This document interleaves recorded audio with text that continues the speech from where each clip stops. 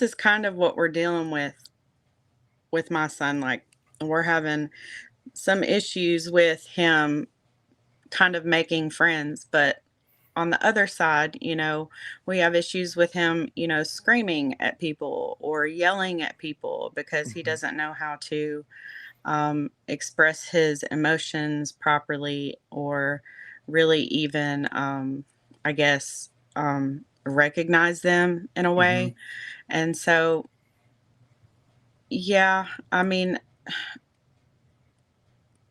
I think it's really important that they have the social interactions, Yeah. because, it does teach them, especially with, like, even the negative experiences that they have. It teaches them to be resilient. It teaches them, how to communicate even when they're having a negative experience. So Mhm.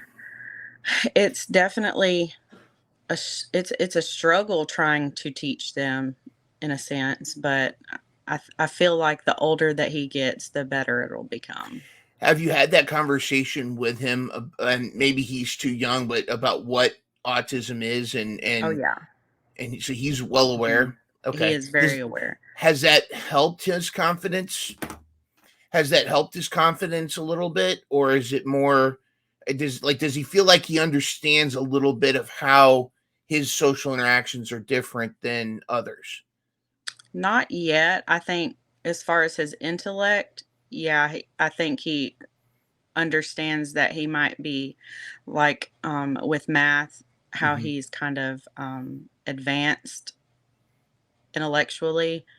Um, I think he understands that sometimes with autism, that they can be, extremely good at math, or Mhm. extremely good at art, or extremely good at science.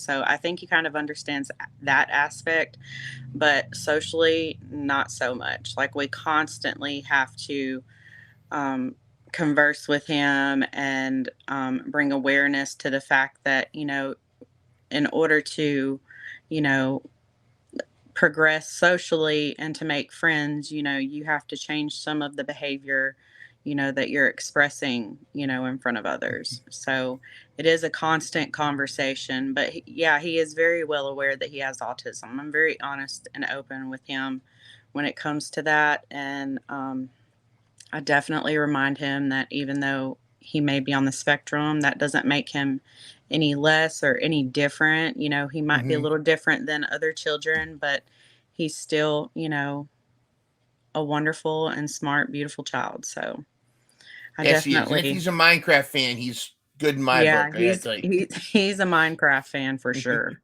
What are some misconceptions that you've either had or seen others have about children with autism that you've learned, are that people have, or are different than what maybe people perceive?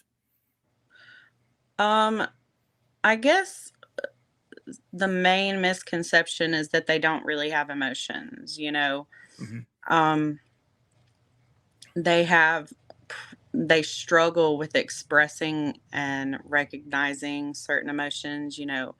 um, they communicate their expressions through, like, facial, or they communicate their emotions through, like, facial expressions, um, or body language, like eye contact or fidgeting or flapping. But um, it does make it kind of difficulty it makes it difficult when they struggle with eye contact and that same Mhm. nature, and struggle, or have a type of resistance to touch. But I think one of the biggest misconceptions is emotions, because they definitely do feel things. Mhm. They feel every emotion that we feel, just sometimes at a heightened um, level, where we're able to kind of level ourselves out. They struggle with that. And that's one of the biggest, you know, um, that's one of the biggest things we're trying to teach my son right now, is how to recognize and accept, assess his emotions, and um, go from there, so but that's Absolutely. probably one of the biggest, misconceptions. And I guess like the next one is, that they may not have like a bright future, and that's not the truth. With the proper therapy and um, support, they can very well manage to have a future and Oh, absolutely. grow and engage in, meaningful relationships and have jobs. I mean, you see several others that are doing that right now, and they're adults.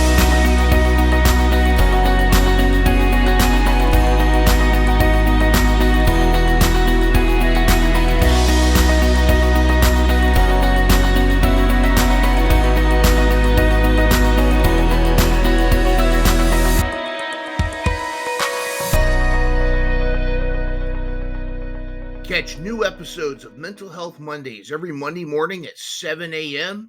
Start your week off with a smile and some inspiration.